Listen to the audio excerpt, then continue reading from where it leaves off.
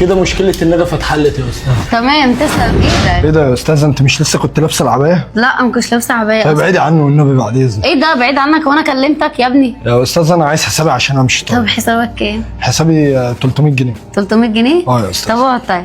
اقعد ليه طيب؟ تشرب حاجه؟ لا شكرا ربنا. طب اقعد طيب. اوعي لا ما تلمسنيش، انا ماليش في الكلام ده. طب اقعد طيب. ماشي يا استاذ. هو انت اسمك ايه؟ انا اسمي احمد.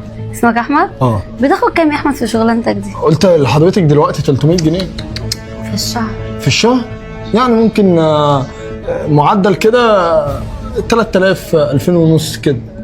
طب بقول لك ايه؟ ايه رايك في مصلحه حلوه؟ تمام؟ تاخد بدل ال 3000 ولا ال 2000 ونص دول 25 30 40 الف جنيه. قولي لي كده ثاني.